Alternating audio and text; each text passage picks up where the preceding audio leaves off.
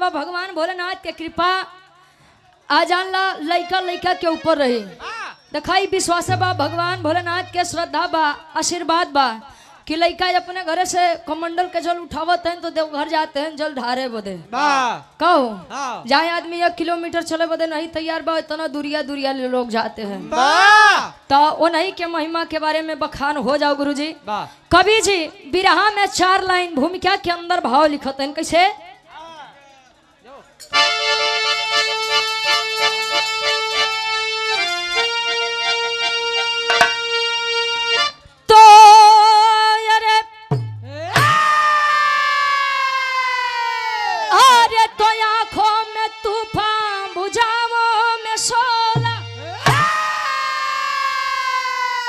बदन में बिरताई कलहरे लपानी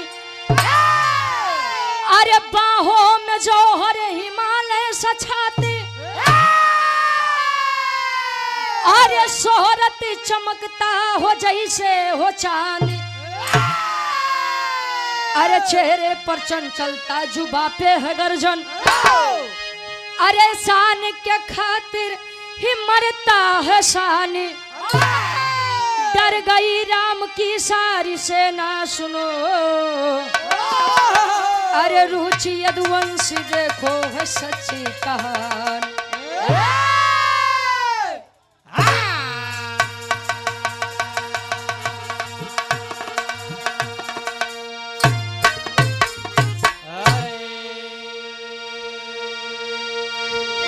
कहे आंखों में तूफा भुजाओं में शोला बदन पे बिरताई का लहरे लपानी बाहों में जौहर हिमालय सछाती अरे शोहरत चमकता है जैसे हो चांदी।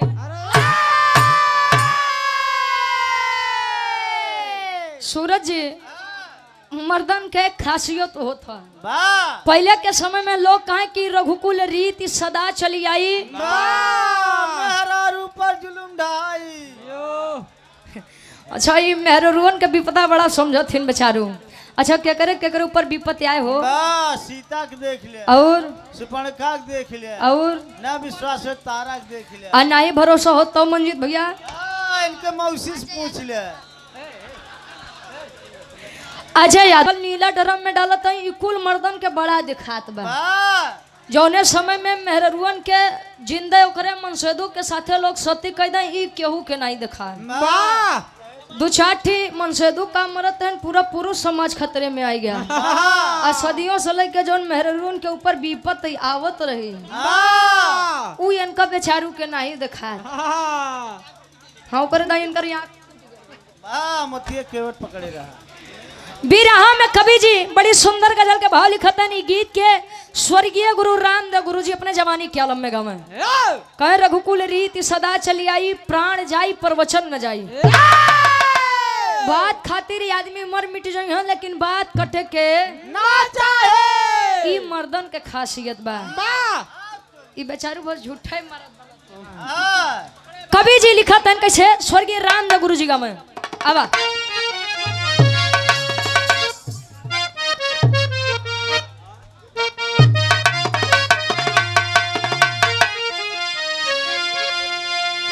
अरे जमाने की दीवार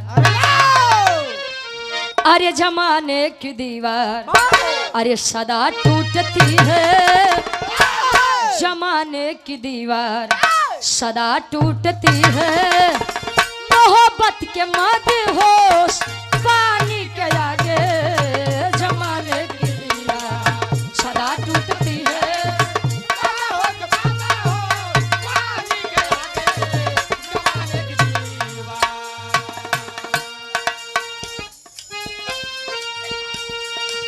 जमाने की दीवार सदा टूटती है सदा टूटती है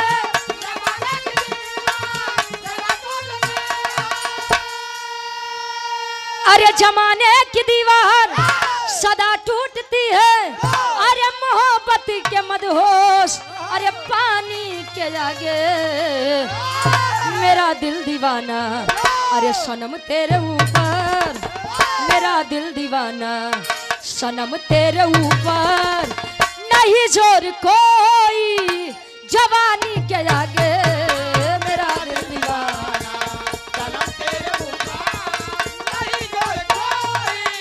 जवानी के आगे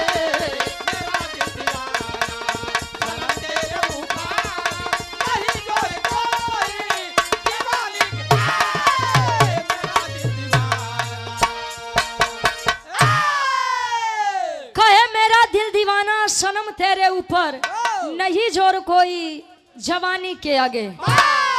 आ जवानी के बाद गुरुजी बांधे से पानी बंधा जाए लेकिन जवानी ना बनाई पहले के पुरनिया कहा कि जकरे जवानी आवत है तो चोकरत की आवाज आई और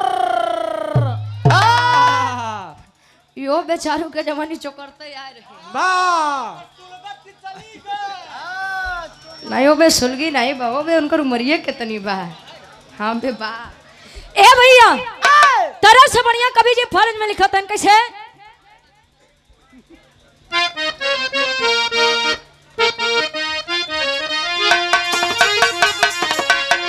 अरे ईश्वर का साया रहे जिसके ऊपर अरे ईश्वर का साया रहे जिसके ऊपर हरि को कभी भी हिला ना सकेगा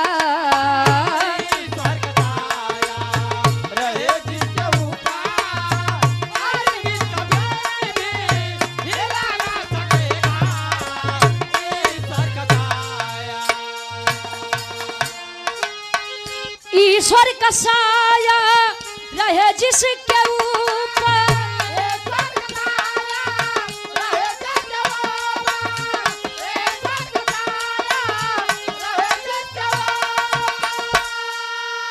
अरे तो ईश्वर का छाया रहे जिसके ऊपर अरे अरे वो कभी भी अरे हिला ना सकेगा अरे फहरता रहेगा विजयी का झंडा अरे फहरता रहेगा विजयी का झंडा इधर तो पंजा मिला ना सकेगा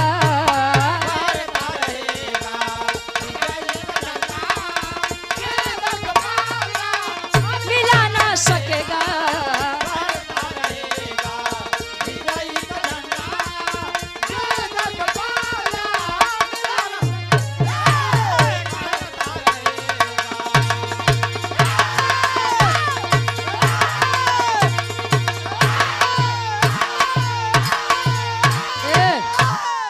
बस काशी यादव जी दादनपुर से पेड़ के ऊपर चढ़ा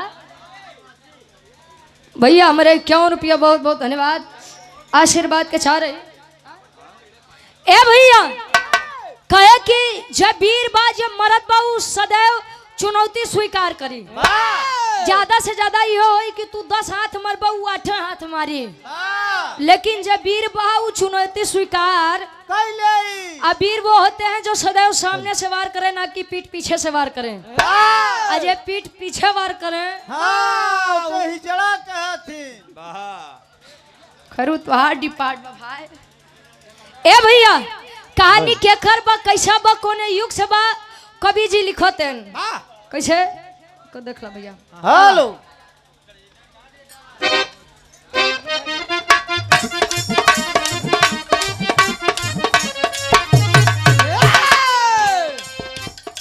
बोला मंदोदर से मकरंद एक बात सुनो मंजीत भैया बोला मंदोदर से मकरंद एक बात सुनो घुस कर लंका में मचाया कौन उत्पात सुनो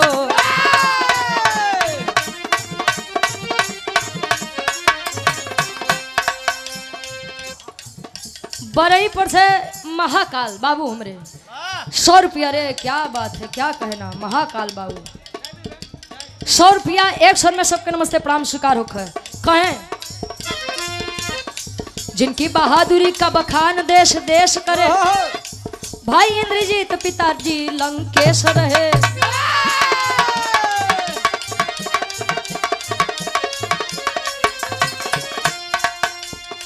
तोड़ दू पत्ता पत्ता काटू एक एक डाल सुनो तोड़ दू पत्ता पत्ता काटू एक एक डाल सुनो सौगंध चरणों की खून में उबाल सुनो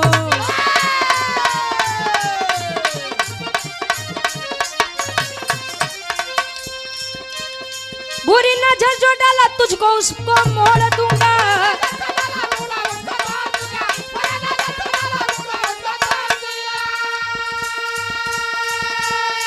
अरे तो बुरी नजर जो डाला तुझ पे उसको मोड़ दूंगा। पटक के जमी पर गुमान उसका तोड़ दूंगा।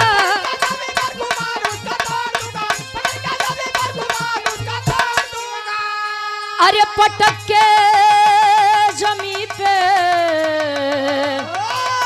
गुमान उसका तोड़ दूंगा।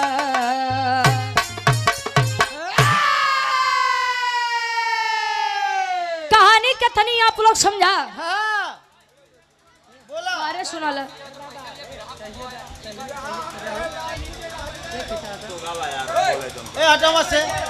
अब उ सब ओनही के भी रह गई है तो के अपन का गई। ए भैया क्यों वीर होखे तो इनके ले जा बढ़िया से स्थान दे बाबा। अब जब चला गा तो उनकर भी रहा हम थोड़ी सुनाए पाऊ।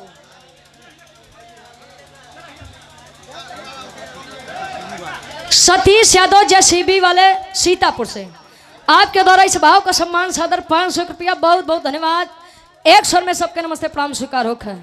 ए भैया तनी से आप लोग कहानी के विचार करिया। त्रेता युग में प्रभु श्री रामचंद्र जी जब अपने पूरी भालू बानर सेना से लंका नगरी जीत के रावण के विनाश करके अयोध्या नगरी वापस लौटे तो रावण के एक लड़का रावण और मंदोदरी के एक लड़का जेकर नाम मकरंद बताया गया।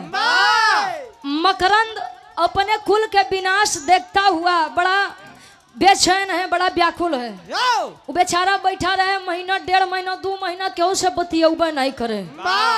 अच्छा कहा गबा डबलू गुरुजी कि माई के जियरा गाई के अब पुतवा के जियरा कसाई के बाबू के जियरा साढ़े के। अयो बउए हन भाई।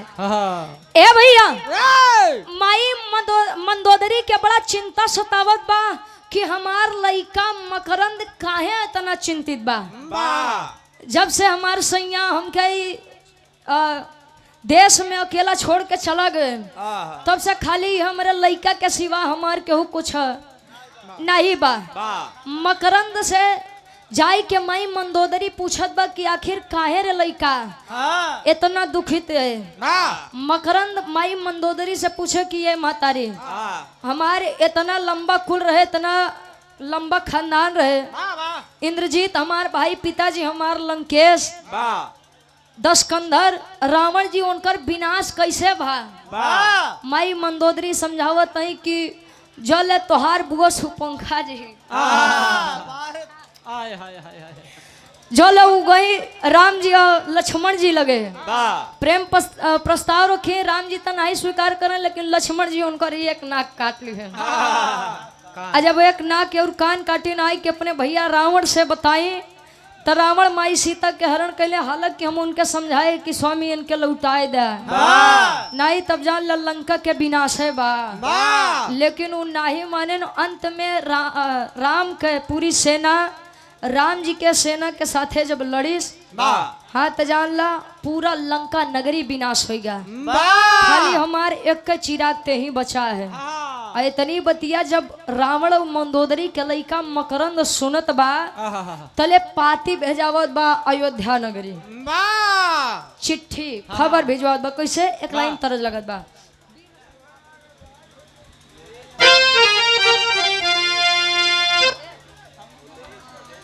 मूलेश पटेल भैया हमारे दादानपुर से 100 रुपया बहुत बहुत धन्यवाद। कौन लड़की बतावे कैसे।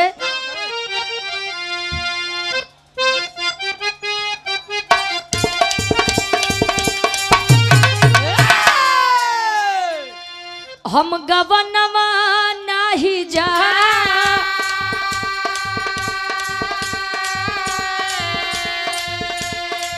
हम गवनवा नहीं जा हम गवनवा नहीं जा तब पीछे पड़ल यही बेईमानवा। हम गवनवा नहीं जा हम गवनवा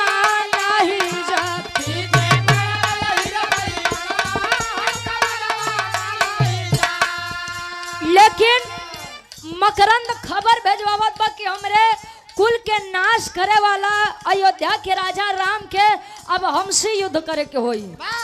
पत्र लिखत बा कैसे,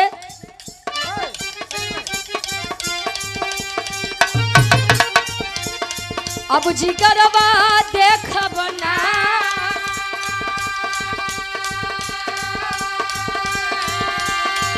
अब जिगरवा देखब ना, अब जिगरवा देखब ना, त लइके से ना भालू बनरवा अब हम देखब ना, अब जिगरवा देखब ना।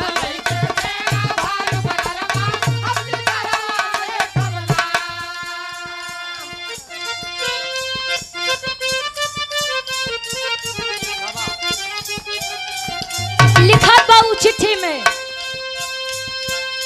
मारब रण में हम दौड़ाई,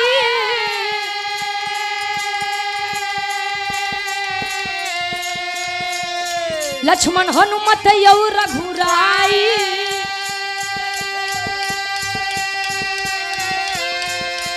सिर के कसम हम तोहरे खाई,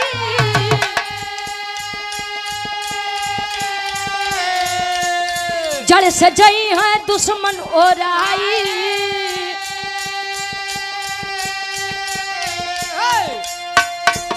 अब जिगरवा देखब ना, अब जिगरवा देखब ना, त लइके से ना भालू बनरवा अब जिगरवा देखब ना।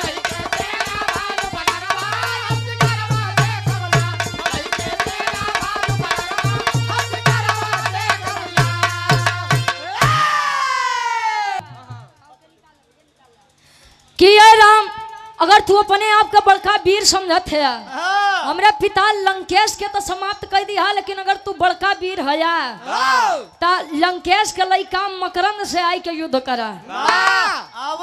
पहले तो राम जी सीरियसली में नहीं लेहन, कहन कि जब ओकर बाबू हमसे नहीं जीतन तो लइका का जीते, कल के लइका का जीते। अच्छा लक्ष्मण जी का भेजन, हनुमान जी के भेजन, लक्ष्मण जी के पकड़ के ये हाथ गुरु जी लगे मकरंद नचावे।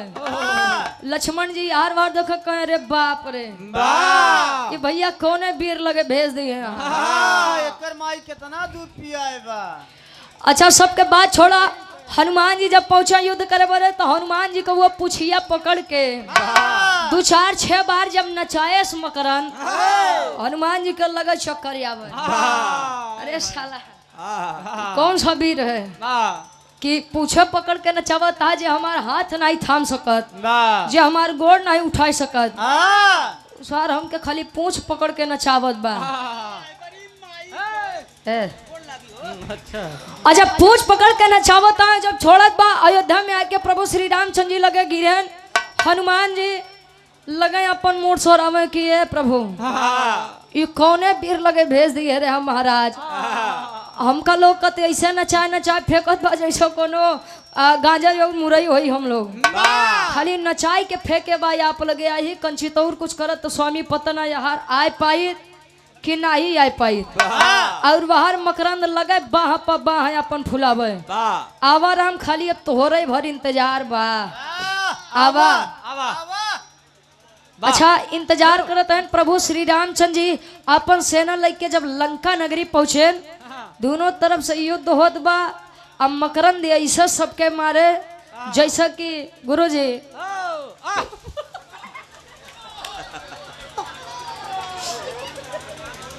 ऐसे सबके मारे चले कि लागे कि ओकरे सामने सब छोटा वो सबसे बड़ बा। प्रभु श्री रामचंद्र जी सोचत हैं कि अरे बाप रे एकर बाप तो बाप रानी तो सारू के बड़का बाप निकला बा। राम जी आए और राम जी सबसे ज्यादा मानते थे उनके इष्ट आराध्य भगवान भोलेनाथ जी थे।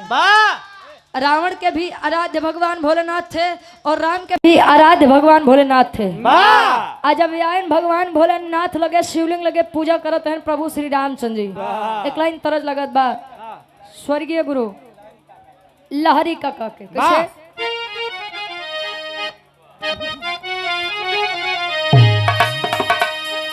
अरे पत्थर को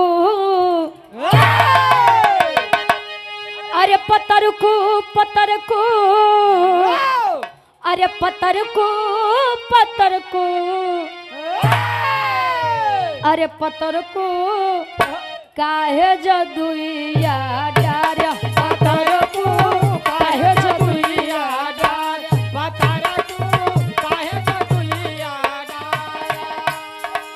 जियते जिंदगिया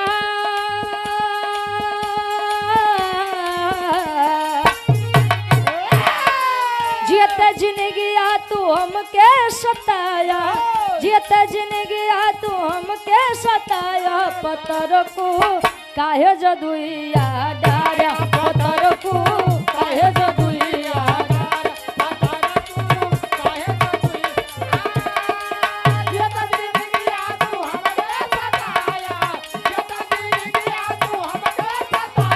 पत्थर को काहे जदुइया डारा पत्थर को काहे जदुइया लेकिन यहाँ प्रभु श्री रामचंद्र जी बाहर युद्ध होत बा रावण के लइका मकरंद से और यार आई के शिवलिंग लगे बैठतन हाथ जोड़ के कहतन का कहे अरे प्रभु राम शिव के चरनिया में आए प्रभु राम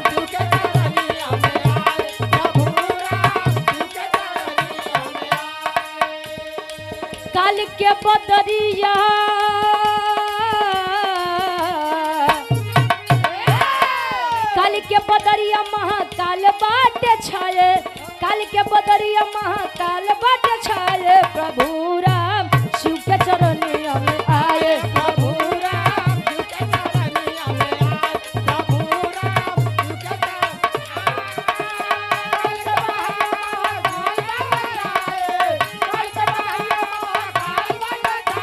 प्रभु राम शिव के चरनिया में आए प्रभु राम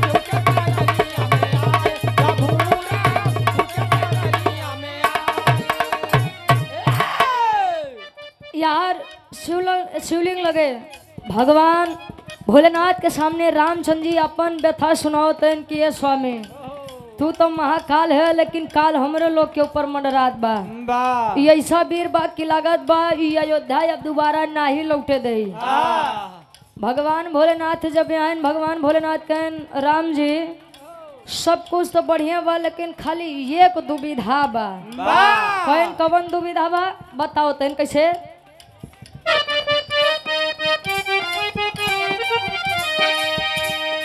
बेटा मकरंद है शिष्य हमारा बेटा मकरंद है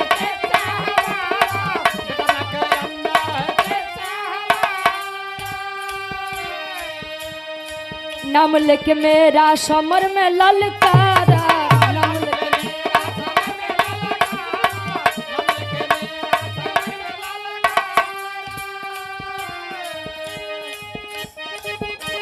कहे होला या धर्म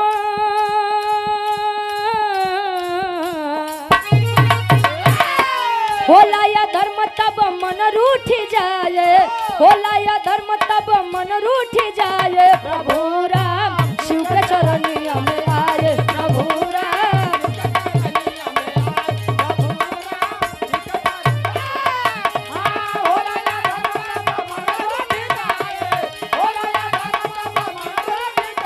प्रभु राम शिव के चरनिया में आए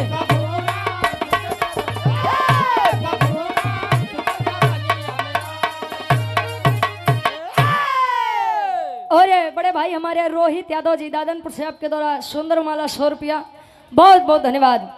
प्रभु श्री रामचंद्र जी के सामने जब भगवान भोलेनाथ आए तो समझाए कि रामचंद्र जी सब चीज तो बढ़िया बा कहे महाराज जी जान ला अन्याय होखत बा हम तो न्याय के अधर्म के साथे खड़ा रहे लेकिन वो अधर्म के साथे बा ओकर जीत कैसे हो सकत है भगवान भोलेनाथ मकरंद आई बा बेचारा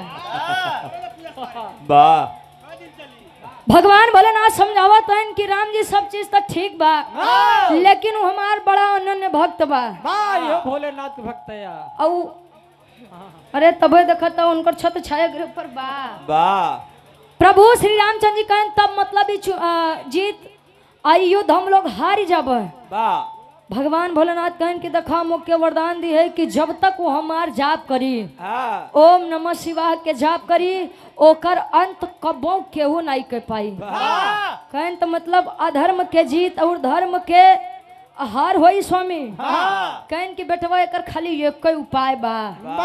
कौन उपाय बा? कहन कि जा अपने पत्नी सीता जी के पतिव्रता नारी है, अपने पत्नी सीता जी के कह दहा कि सही टाइम पे मंदोदरी के रूप लेके युद्ध में आ जाए हो।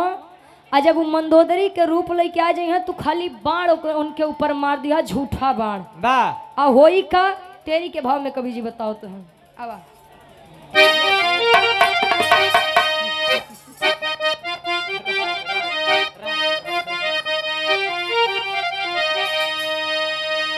अरे बाणों से अग्नि अरे ज्वाला निकले, अरे बाणों से अग्नि ज्वाला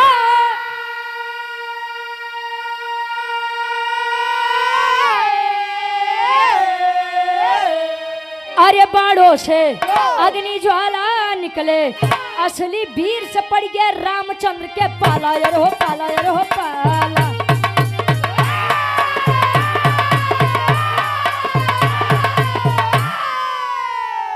कहे असली वीर से पड़ गया रामचंद्र के पाला, बाणों से अग्नि ज्वाला निकले। यार मकरंद लगे बाह फूलावे आवा राम आजे तो तोहार सही वीर असली मर्द से शाम के खत्म कर दी है। आवत है प्रभु श्री रामचंद्र जी खाली टुकुर टुकुर मकरंद के चेहरा निहारते हैं। अब मकरंद यार अलगे रेले पड़ा बा। पंकज दूध वाले भूल गया भैया, दूध वाले भैया एकदम फिर से आ जाओ, भुला गए बेचारू। पंकज भैया दूध वाले 100 रुपया बहुत बहुत धन्यवाद। यार मकरंद अलगे पड़ा बाटे कि लक्ष्मण हनुमान के तो हराई दिया, खाली अब राम आ जाए सामने। कैसे बिरहा के आखिरी तर्ज लगत बा।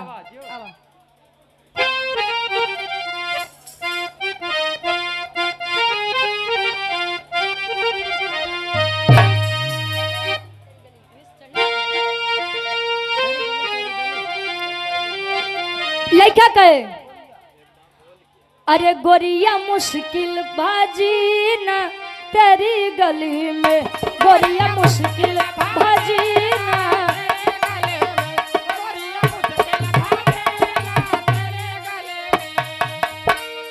अरे तेरी गली तेरी गली तेरी गली में, तेरी गली तेरी गली तेरी गली में मजा मजा बरहो महीना तेरी गली में,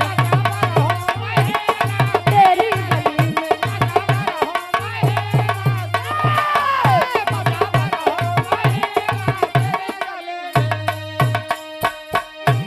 कहे गोरिया मुश्किल भाजी ना तेरी गली में बरहा मजा बरहो महीना तेरी गली में। लेकिन यार मकरंद ललकारे बस समर में।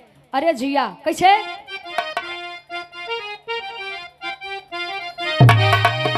अरे गरजा मकरंद गदेला समर भूमि में, समर भूमि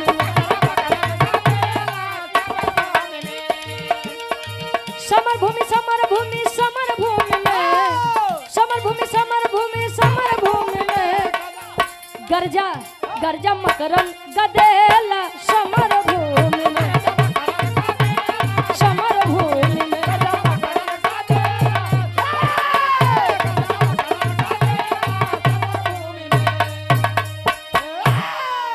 कहे गरजा मकरंद गदेला समर भूमि में। का गुरुजी ठीक बा ना? अरे बाढ़ पे बाढ़ मारे राम के ललकारी, अरे होए लगल बनवा में युद्ध बड़ा भारी।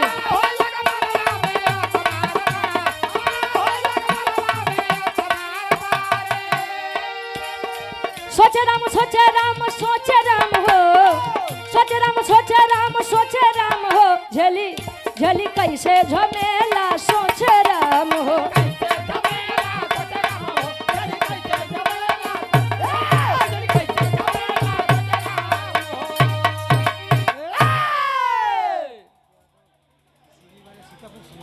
अच्छा सतीश यादव जेसीबी वाले सीतापुर से 500 रुपया, बहुत बहुत धन्यवाद।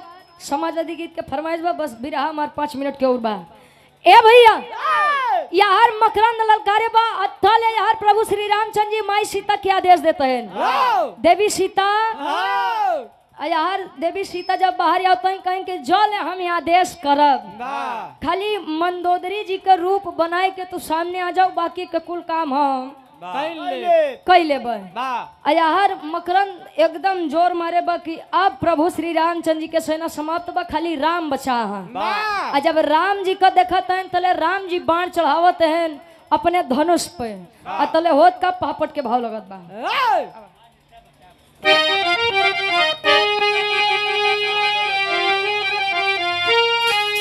अरे पाके मौका राम जी मारे बनवा बीच रणवा में, अरे पाके मौका राम जी मारे बनवा बीच रणवा में, फट गया तब मकरंद के परनवा बीच रणवा में।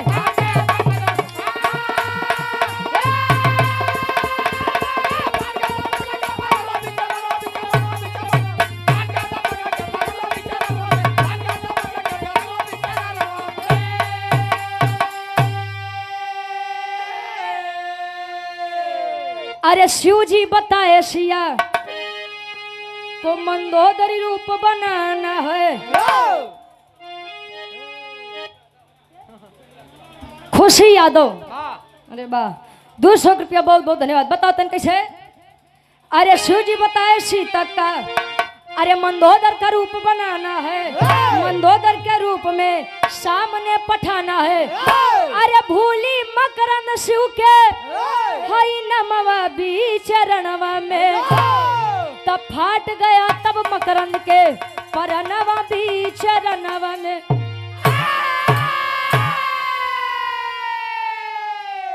यार सीता माई आई और रामचंद्र जी आदेश देते हैं कि सीता जी अब खाली आप मंदोदरी जी का रूप लेके सामने आ जा। मंदोदरी जी बेचारों राजमहल में बैठी यहाँ इंतजार करत यहाँ कि हमार लड़का क ले आई। ऐसा न हो कि रामचंद्र जी के हाथे वो बेचारा मरमरा जाओ तो हम कहाँ के होबे। अब मंदोदरी जी के रूप लेके सीता जी जब आई तो राम जी बाण ताने हैं के कहा मकरंद के ऊपर चलावे का, ऊ नकली मंदोदरी के ऊपर चलावते हैं। और जब नकली मंदोदरी जी के ऊपर बाण चलावते हैं तो मकरंद अपने महतारी के सीना पे बाण लागत जब देखत बा तले मकरंद बिलाप करत बा। कैसे आल्हा के भाव में कवि जी प्रमाण देते हैं।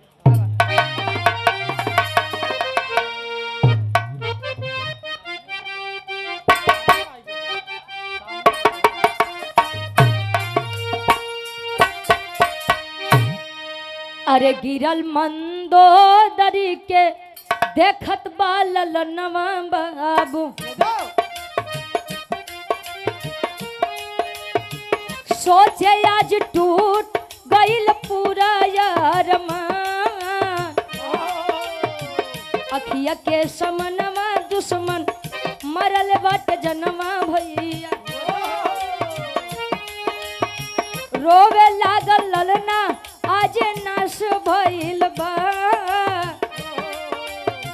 धीरे धीरे पूरा परिवार को मिटाया इसने, आज तो खत्म भइल पूरा खानदान।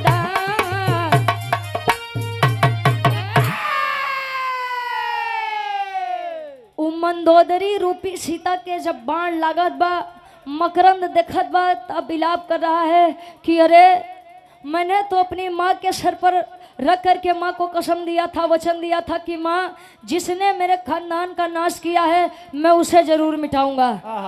अभी तो मेरा खानदान थोड़ा बहुत बचा भी था, लेकिन आज तो इसने मेरी माँ को मार करके मेरा पूरा वंश ही खत्म कर दिया। लइका रोवत बा और शिव जी के वरदान ई रहे कि जबले ओम नमः शिवाय के जाप करी तले ओके केहू नहीं मार पाई। और रोवत बा तले ओम नमः शिवाय के जाप जब वो भूलत बा तले रामचंद्र जी सही मौका देख के सीने पे बाण जब मारे हैं मकरंद को, मकरंद मूर्छित होकर के जब गिरा है और जब इतनी बतिया माई मंदोदरी के पता चलत बा तो मंदोदरी जी भागत उ बीच रण में आवते हैं। अपने लड़का के लाश ले करके अपने गोदी में लिटा करके विलाप करते हैं कि लड़का बेटा मैं तुझे समझा रही थी कि वह विष्णु रूपी राम जी हैं, उनसे अगर भिड़ोगे तो मारे जाओगे, लेकिन तुमने नहीं सुना और आज अंततः यह परिणाम आया कि पिता के भांति तू भी मुझे छोड़ करके चला गया बेटा। यार सीता माई जो मंदोदरी के रूप लिए रही वो अपने असली रूप में आवत हैं। देखा धोखा से जीतते हैं। कैसे खड़ी के भाव लगत बा।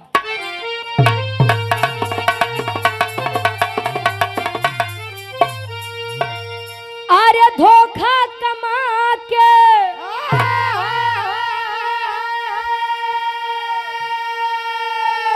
मारे जान राम जी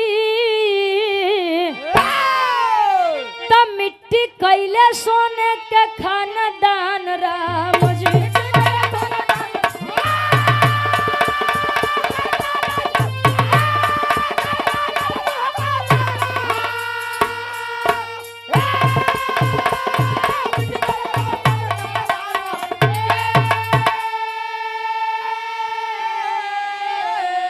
अरे सीता जी रूप अपन फिर से बनाई, प्रभु श्री राम जी के गले से लगाई।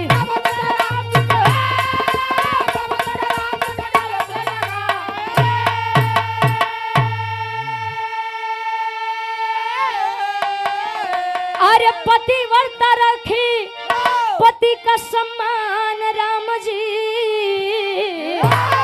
तब मिट्टी कैले सोने का खानदान राम जी।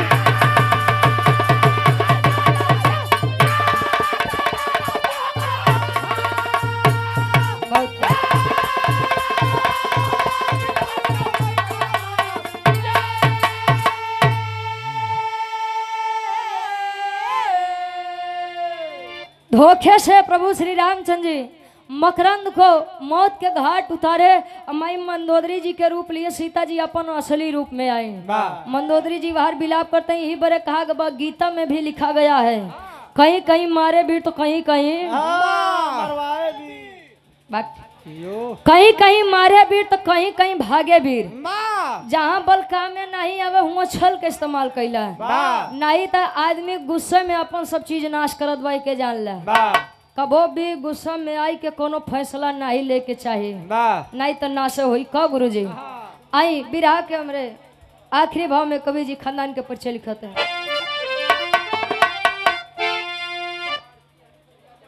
आरती यादव चिल्ला जवा 51 रुपया, बहुत बहुत धन्यवाद। खानदान के परिचय बा गुरु बिहारी, गुरु गणेश, गुरु रामलाल गुड़कारी। अरे स्वर्ग से चंदिका कवि बच्चन जी बने पुजारी हो।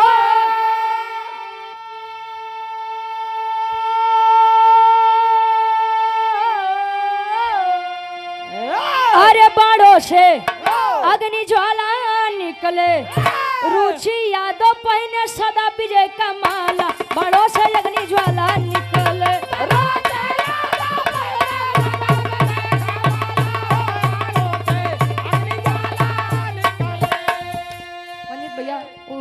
शिवा भैया सब्जी वाले के फरमाइश रे राजा हो। अरे वाह ये वाला